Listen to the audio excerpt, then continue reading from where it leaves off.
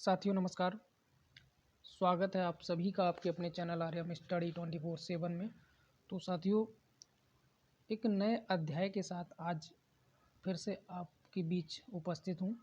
और अब हम लोग क्या करेंगे, घटना चक्र पूर्वावलोकन के अंतर्गत भारतीय राज्य व्यवस्था एवं शासन के बारे में हम लोग इस पुस्तक से जो है पढ़ने वाले हैं। तो आप सभी परिचित भी होंगे इस घटना चक्र बुक से। तो घटना चक्र पूर्वावलोकन में सामान्य अध्ययन के अंतर्गत आपका ये टॉपिक रहेगा, जो कि विभिन्न परीक्षाओं में इस बुक से जो है प्रश्न बहुत ही ज़्यादा पूछे जाते हैं। अब आपकी जो परीक्षा है, जैसे आरओ एआरओ हो गई, यूपी पीसीएस हो गई आपकी, इसके बाद यूपी पुलिस, तो जो भी विभिन्न परीक्षाएं हैं, अगर यहाँ से आपका सिलेबस दिया गया है तो उसमें यहाँ से प्रश्न जो है ज़रूर बनते हैं। तो इसको हम लोग क्या करेंगे, विस्तृत रूप से पढ़ने वाले हैं। और इन प्रश्नों को करने से पहले क्या करेंगे, इसकी थोड़ी जो है थ्योरी आपको मिलेगी, जो कि बहुत ही महत्वपूर्ण है। अगर उस थ्योरी को हम लोग क्या करेंगे, पहले कवर कर लेंगे, इसके बाद उन प्रश्नों को करेंगे जाके, तो प्रश्न जो है अपने आप आपको जो है आने लगेगा। तो चलिए दिखाते हैं आपको प्रश्न। तो ये तो आपकी जो है बुक हो गई, आपका टाइटल है ये, ठीक है। बढ़ते हैं आगे और आपको उसको इसके जो टॉपिक हैं वो दिखाते हैं, कौन कौन से टॉपिक इसके अंतर्गत आते हैं। तो ये आपकी जो बुक है, इसमें ये आपके प्रश्न रहेंगे, सॉरी आपका ये कंटेंट है, आपका ये टॉपिक वाइज रहेगा, ठीक है। तो इसमें आपका जो पहला टॉपिक है, भारत का संवैधानिक विकास। तो सबसे पहले इस टॉपिक की बात करेंगे और इसके बाद और इसी के अंतर्गत एक और टॉपिक, ये दो में डिवाइड कर दिया गया है। पहला जो है भारत के जो है शासन हेतु पारित अधिनियम हो गए, इसके बाद ब्रिटिश ताज के शासनाधीन पारित अधिनियम, ये चीज़ें एक ही में आ जाएंगी। तो चलिए सीधा पहुंचते हैं टॉपिक पर बिना देरी के। तो जो भी साथी नए हैं, चैनल को सब्सक्राइब कर लें, वीडियो को लाइक करें और अपने साथियों तक शेयर ज़रूर करें। तो चलिए जुड़े रहिए। टॉपिक है आपका भारतीय राज्य व्यवस्था एवं शासन। तो सीधा प्रश्नों पर पहुंचते हैं। तो आप लोग क्या करें, थोड़ा सा धैर्य बनाकर रखें, और जैसे ही ये थ्योरी हम थोड़ी सी पढ़ लेंगे, इसके बाद इन प्रश्नों को करेंगे, तो आप लोग देखेंगे कि क्या बदलाव आपको देखने को मिलता है, कि हमें प्रश्न जो है अपने आप आने लगते हैं। तो बस यही है, थोड़ी सी थ्योरी है जो कि महत्वपूर्ण तथ्यों में डिवाइड है, उसको हम जो है समझते हैं। तो चलिए सबसे पहले देखते हैं जो भारत का संवैधानिक विकास है। जैसा कि अभी हम लोग जो है ऊपर देख चुके हैं, दो पार्ट में डिवाइड है ये टॉपिक हमारा, भारतीय राज्य व्यवस्था एवं शासन के अंतर्गत जो पहला टॉपिक है वो। तो चलिए, पहला जो डिवाइड था वो था कंपनी के शासन हेतु पारित अधिनियम, पहला यही था, इसके बाद दूसरा बाद में, ठीक है। तो पहले इसे समझते हैं अच्छे से। चलिए, तो आप लोग रेडी हैं, चलिए समझिए। भारत का संवैधानिक विकास को जो है हम लोगों ने क्या किया, यहाँ पर दो पार्ट में डिवाइड किया। पहला ये ईस्ट इंडिया कंपनी के शासन हेतु पारित ब्रिटिश संसदीय अधिनियम, जिसका जो काल था, समय था, यानी अवधि थी 1773 से 1853 तक। यहाँ तक की कहानी आपको इसमें मिल जाएगी पहले पार्ट में। और दूसरा पार्ट जो था इसका, इस टॉपिक का, ब्रिटिश ताज के शासनाधीन पारित अधिनियम, इसकी जो अवधि थी वो 1858 से लेकर 1947 तक की बात जो है की जाएगी। तो सबसे पहले हम लोग पार्ट 1 इसको देखेंगे, इसके बाद इसकी चर्चा करेंगे। चलिए कलर थोड़ा सा चेंज किया जाए। तो चलिए देखिए, ये जो दिया गया है आपका पहला, कंपनी के शासन हेतु पारित अधिनियम। तो बड़े ध्यान से समझना है, एक चीज़ बहुत अच्छे से समझनी पड़ेगी, और बाकी के प्रश्न तो आप अपने आप कर ले जाएंगे, ठीक है। तो चलिए देखिए इसमें क्या कहा गया है।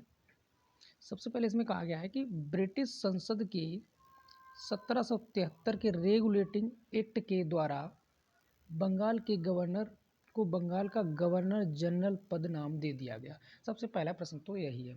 अब यहाँ पर दो प्रश्न आपके बन जाते हैं कि 1773 ये आपको याद रखना है, यानी कि ये जुड़ा हुआ है रेगुलेटिंग एक्ट से।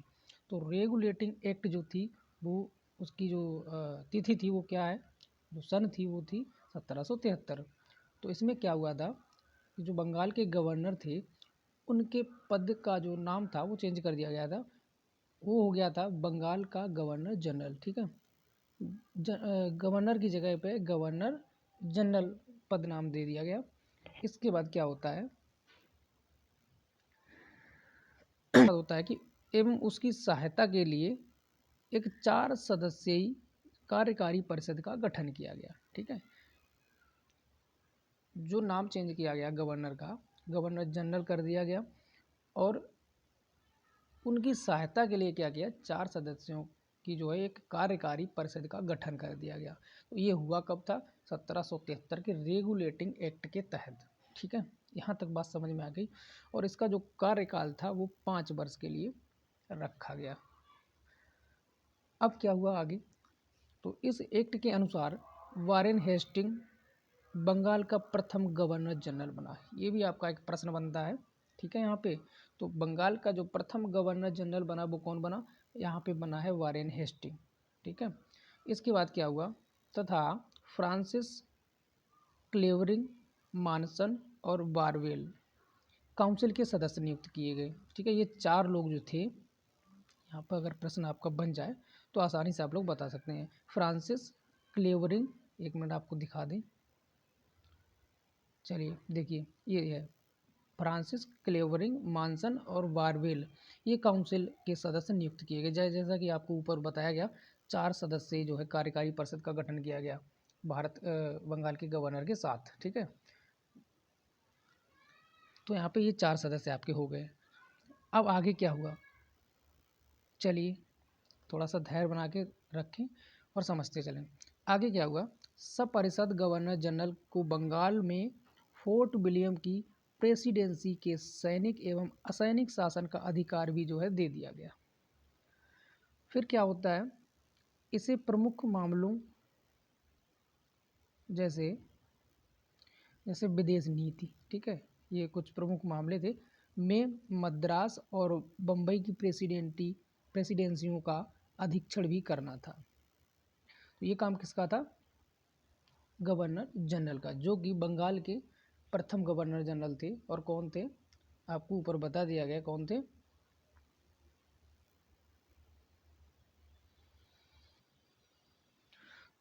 Warren Hasting. ठीक है, आप लोग पढ़ चुके हैं ऊपर। चलिए देखते जाइए और समझते जाइए, थोड़ा सा धैर्य बना के रखें। पहला वीडियो है ये हमारा जो है घटना चक्र के पूर्वावलोकन का। ठीक है, तो आप लोग थोड़ा सा धैर्य बना के रखें। उसमें अगर कुछ आपको मिस्टेक लग रही है, कुछ गलतियाँ लग रही हैं, आप चाहते हैं कि इसमें कुछ सुधार किया जाए, तो आप लोग हमें कमेंट बॉक्स में जो है ज़रूर बताएं। तो चलिए आगे बढ़ते हैं। अब क्या हुआ, तो इसी एक्ट के तहत कलकत्ता में 1774 ईस्वी में एक उच्चतम न्यायालय की स्थापना की गई। ठीक है, इसी एक्ट के अंतर्गत, इसी एक्ट मतलब रेगुलेटिंग एक्ट 1773 के अंतर्गत। ठीक है, तो 1773 के अंतर्गत 1774 ईस्वी में एक उच्चतम न्यायालय की जो है कलकत्ता में स्थापना की गई। आगे क्या होता है, तो आगे इसमें होता क्या है कि जिसमें एक मुख्य न्यायाधीश और 3 अन्य न्यायाधीश थे। ये आपका महत्वपूर्ण तथ्य हो जाता है यहाँ पे रेगुलेटिंग एक्ट से संबंधित। अब आगे क्या होता है ये चीज़ समझते जाए। तो आगे होता है कि कंपनी के कर्मचारियों को निजी व्यापार करने तथा भारतीयों से उपहार लेने से प्रतिबंधित किया गया। ये भी इसी के अंतर्गत हुआ। इसके बाद आता है आपका अगला पॉइंट है कि पिट्स इंडिया एक्ट। तो आपको ये याद भी रखना है, यहाँ पे आपका ये प्रश्न बन गया। पिट्स इंडिया एक्ट जो कि 1784 द्वारा कंपनी के राजनीतिक और व्यापारिक कार्यों का पृथक्करण किया गया। तो इस एक्ट में निदेशक मंडल को कंपनी के व्यापारिक मामलों के अधीक्षण की अनुमति तो दे दी, परंतु राजनैतिक मामलों के प्रतिबंध के लिए नियंत्रण बोर्ड, एक सेकेंड नोटिफिकेशन आ रहे थे, फ्लाइट मोड लगाना भूल गया। चलिए ठीक है, बढ़ते हैं आगे। कहाँ पे थे हम लोग, हाँ, तो क्या हुआ इसमें, इस एक्ट के में जो है निदेशक मंडल को कंपनी के व्यापारिक मामलों के अधीक्षण की अनुमति तो दे दी, परंतु हुआ क्या, राजनीतिक मामलों के प्रतिबंध के लिए नियंत्रण बोर्ड का गठन कर दिया गया। ठीक है, आगे क्या होता है अगला पॉइंट, 1786 के अधिनियम के द्वारा गवर्नर जनरल को विशेष परिस्थितियों में अपनी परिषद के निर्णय को निरस्त करने अथवा लागू करने का अधिकार भी जो है प्रदान किया गया। आगे क्या होता है, तो आगे इसमें बताया गया गवर्नर जनरल को प्रधान सेनापति की शक्तियां भी प्रदान की गई। तो ये जो है 1786 के अधिनियम के द्वारा जो है हुआ है। ये पॉइंट आप लोग बस याद करते जाएं, समझते जाएं। अभी आप लोग जब प्रश्न करेंगे ना तो आसानी से कर पाएंगे। अब आगे क्या होता है समझिए। यहाँ पे ये दोनों अधिकार, एक सेकेंड, ये दोनों अधिकार सर्वप्रथम लॉर्ड कॉर्नवालिस ने प्राप्त किए। ठीक है, लॉर्ड कॉर्नवालिस ने जो है ये दोनों अधिकार प्राप्त किए। अगला है आगे जो पॉइंट है 1793 के चार्टर एक्ट के अंतर्गत। अब यहाँ से समझना पॉइंट है, चार्टर एक्ट की बात हो रही है तो पहला जो चार्टर एक्ट था वो 1793 की बात की जा रही है। यहाँ पे 1793 था। तो 1793 का जो चार्टर एक्ट था उसके अंतर्गत कंपनी के अधिकारों को 20 वर्ष के लिए बढ़ा दिया गया। तो पहला पॉइंट यहाँ पे बनता है आपका ये प्रश्न। ठीक है, अगला पॉइंट क्या बनेगा आपका कि 1873 के चार्टर एक्ट के द्वारा पहली बार भारतीयों की शिक्षा पर प्रति वर्ष 1 लाख रुपए खर्च करने का उपबंध किया गया। समझिए यहाँ पे तो जो 1793 का चार्टर एक्ट आया इसमें क्या हुआ, कंपनी के जो अधिकार थे उसको 20 वर्ष के लिए बढ़ा दिया गया।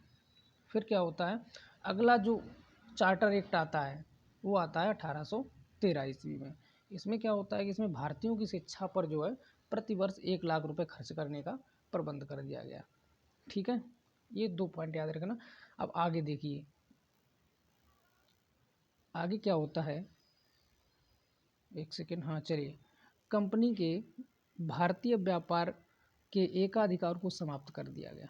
ये भी जो है इसमें 1813 वाले चार्टर एक्ट में किया गया। यद्यपि चीन के साथ तथा चाय के व्यापार पर उसका एकाधिकार बना रहा। अगला जो आता है 1833 चार्टर एक्ट। तो 1833 के चार्टर एक्ट द्वारा बंगाल के गवर्नर जनरल को संपूर्ण भारत का गवर्नर जनरल बना दिया गया।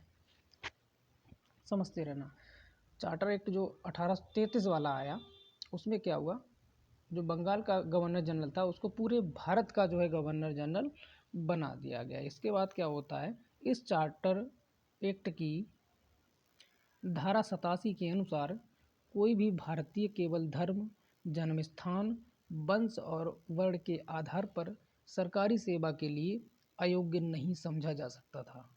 ये भी इसमें कहा गया। इसके बाद देश की जो शासन प्रणाली का केंद्रीकरण था वो कर दिया गया। ठीक है, अगला पॉइंट जो बनता है, लॉर्ड विलियम बेंटिंग भारत का प्रथम गवर्नर जनरल बना। याद रखना यहाँ पर। तो वहाँ पे क्या था जो हम लोग पढ़ रहे थे 1773 रेगुलेटिंग एक्ट, वहाँ पे जो बनाया गया था भारत का बंगाल का गवर्नर जनरल वारेन हेस्टिंग। अब यहाँ पे क्या हुआ, लॉर्ड विलियम बेंटिंग। ठीक है, ये संपूर्ण भारत के क्या बने, गवर्नर जनरल। आगे क्या होता है कि कंपनी के समस्त व्यापारिक कार्य समाप्त कर दिए गए तथा भविष्य में उसे केवल राजनैतिक कार्य ही करने थे। अगला पॉइंट बनता है आपका, गवर्नर जनरल की परिषद में एक कानूनी सदस्य को सम्मिलित किया गया। सर्वप्रथम मैकाले को कानूनी सदस्य के रूप में जो है शामिल किया गया। इस एक्ट के तहत सब परिषद गवर्नर जनरल को पूरे भारत के लिए कानून बनाने का अधिकार प्रदान किया गया। इसी एक्ट में नियुक्तियों के लिए योग्यता संबंधी मानदंड अपनाकर भेदभाव को समाप्त किया गया। अब अगला पॉइंट जो आता है वो है आपका 1853 का जो है चार्टर एक्ट। अब एक बात यहाँ पर आप लोग समझ लें, कौन सी, कि जो चार्टर एक्ट हम लोग पढ़ते आ रहे हैं, अब ये चौथा चार्टर एक्ट आ गया। अभी पहला जो आया था ज़रा उसे समझिए, कितना था, 1793। इसके बाद कितने में आया, 1813। इसके बाद कितने में आया था, पहला चलिए हम बता दे रहे हैं, पहला 1793 में आया, दूसरा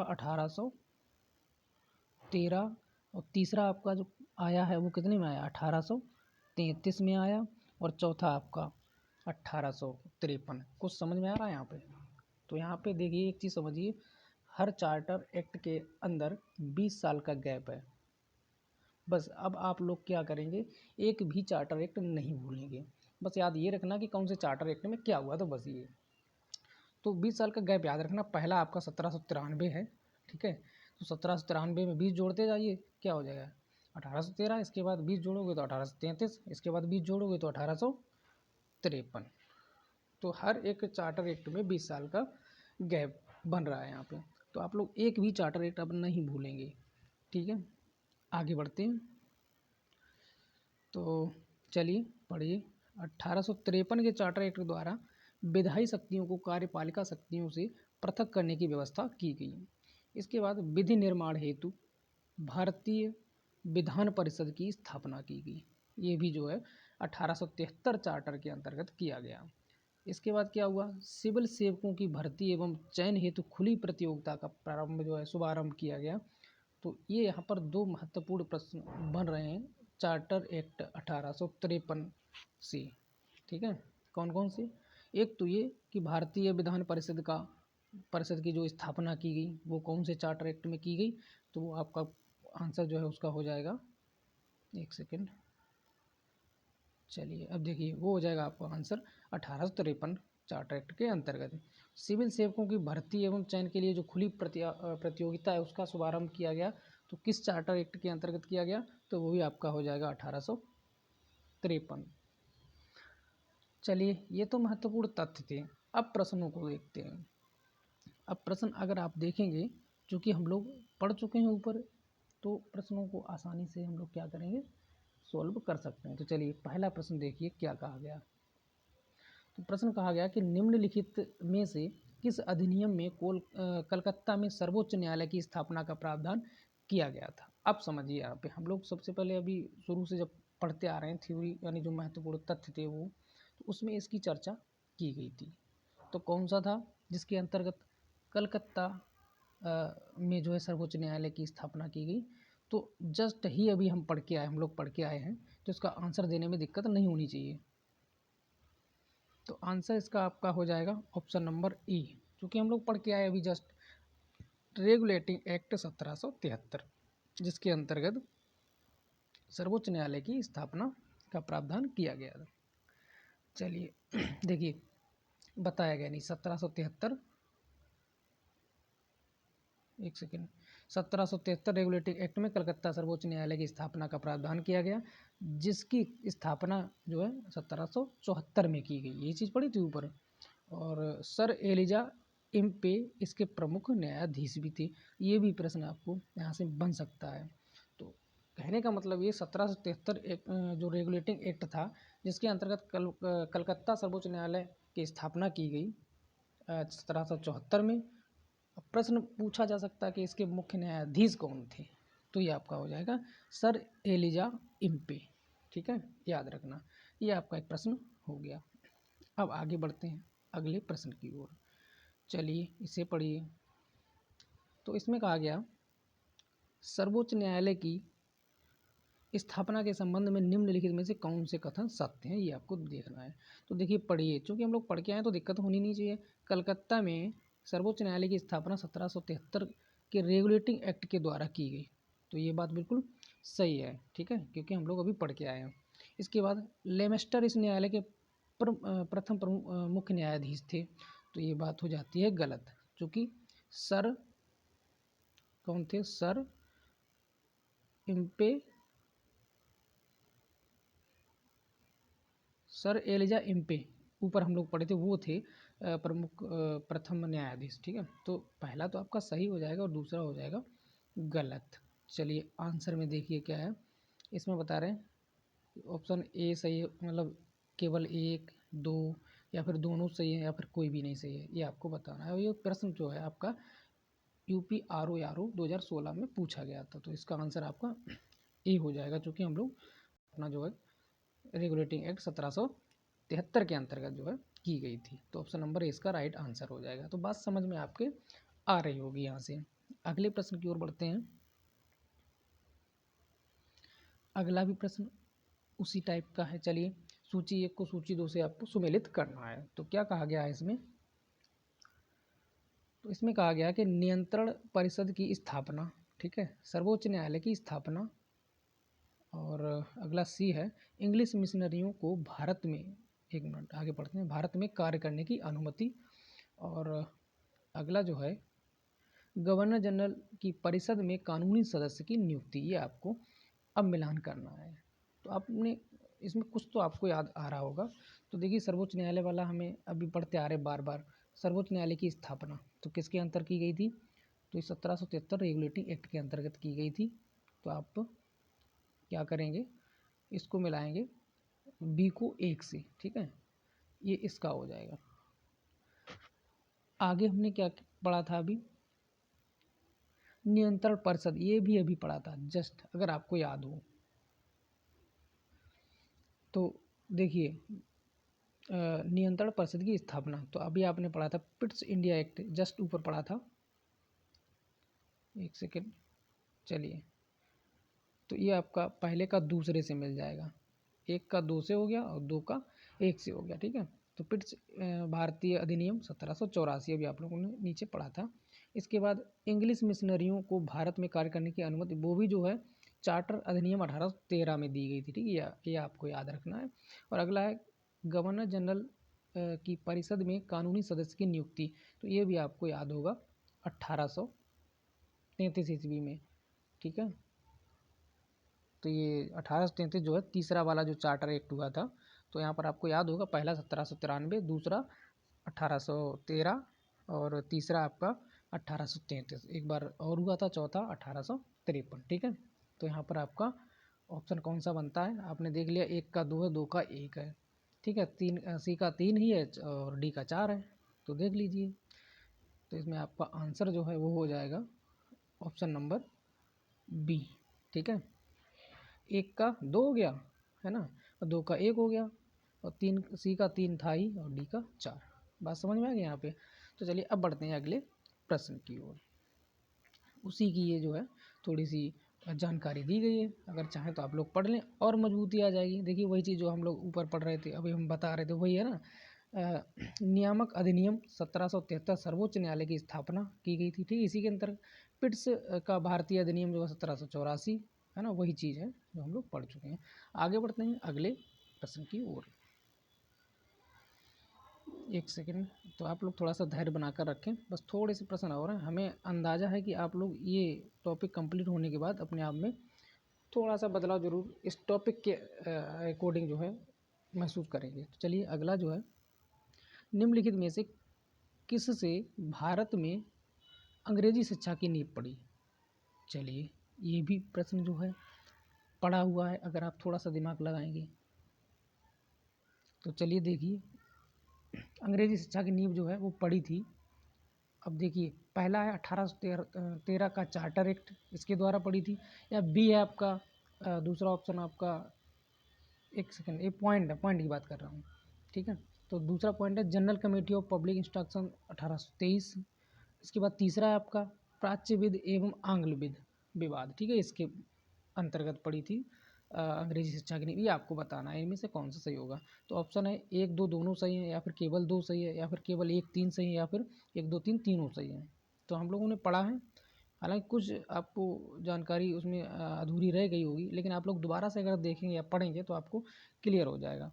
तो 1 2 3 यानी ऑप्शन नंबर डी आपका राइट आंसर होगा। तीनों बातें आपकी यहाँ पर सत्य हैं, ठीक है। ये जानकारी है थोड़ी सी, आप लोग पढ़ लेना, तो ऊपर वाला जो है आपका क्लियर हो जाएगा। आगे बढ़ते हैं अगले प्रश्न की ओर। अगला प्रश्न आपका है, किस अधिनियम के द्वारा ब्रिटिश संसद ने चाय और चीन के साथ व्यापार को छोड़कर ईस्ट इंडिया कंपनी के साथ भारत के साथ व्यापारिक अधिकार को समाप्त कर दिया था? ये भी अभी लोग हम जस्ट पढ़ चुके हैं। तो इसका आंसर क्या हो जाएगा, आप लोग दें। तो इसका आंसर आपका हो जाएगा यहाँ पे ऑप्शन नंबर ए, यानी कि 1813 का जो चार्टर एक्ट था, उसी में तो इस बात की जो है चर्चा की गई थी, चाय और चीन के साथ व्यापार को छोड़कर ईस्ट इंडिया कंपनी के भारत के साथ व्यापारिक एकाधिकार को समाप्त कर दिया गया है ना, यही था। आपको अगर थोड़ा सा सब्र हो तो मैं आपको दिखा दूँ। देखिए, चाय और चीन वाली बात यहाँ पर की गई थी। एक सेकेंड, ये रहा 1813 का जो चार्टर एक्ट था, ये बात यहाँ पर की गई थी। ये देखिए, चीन के साथ चाय के व्यापारिक अधिकार समाप्त कर दिया गया था, यही बात है ना, वही चीज़ है। चलिए, ये रहा व्यापार, ठीक है। तो अब बात आपको यहाँ पर क्लियर हो गई थी। तो आगे बढ़ते हैं, अपना जो प्रश्न था 5वां, वहाँ पे पहुँचते हैं। ये रहा 5वां प्रश्न, देखिए। चलिए, ये तो पढ़ लिया था ना, अभी वही है, खैर छोड़िए से, ये तो हो गया आपका। अगला प्रश्न, ये है आपका अगला प्रश्न। इसमें क्या कहा गया है कि चार्टर एक्ट 1813 के संबंध में निम्नलिखित कथनों पर विचार कीजिए। तो क्या कहते हैं ये प्रश्न, कि इसने भारत में ईस्ट इंडिया कंपनी के व्यापारिक एकाधिपत्य को, चाय का व्यापार एवं चीन के साथ व्यापार को छोड़कर समाप्त कर दिया गया। ये बात हो गई एक। और दूसरी जो है वो है, इसने कंपनी द्वारा एकाधिकार में लिए गए भारतीय राज्य क्षेत्रों पर ब्रिटिश राज की संप्रभुता को सुदृढ़ कर दिया। और अगला जो है, भारत का राजस्व एवं ब्रिटिश संसद के अंतर्गत नियंत्रण में आ गया, ये यहाँ पर कहा गया है। तो ये बताना आपको 1 2 3 तीनों सही है या फिर एक सही है। ये आंसर आपके यहाँ पर ऑप्शन दिए गए हैं। पहला कह रहा है कि 1 2 दोनों 2 सही है ना, 1 2 सही है, या फिर बी में कहा गया 2 3 सही है, सी में कहा गया आपका 1 3 सही है, और डी में क्या कहा गया कि 1 2 3 तीनों सही हैं। तो अगर आपने ध्यान से प्रश्न को देखा सुना है तो ऑप्शन नंबर ए आपका राइट आंसर होगा, ठीक है। यानी कि 1 और 2 वाली बातें सही हैं और जो 3 है वो गलत है, ठीक है। चलिए, ये चीज़ देखिए यहाँ पर बताया गया है विस्तार से। चलिए, अगली वीडियो में हम लोग विस्तार से सारी चीज़ इन पर भी चर्चा किया करेंगे, ठीक है, जो फैक्ट दिए जाते हैं प्रश्न के बाद।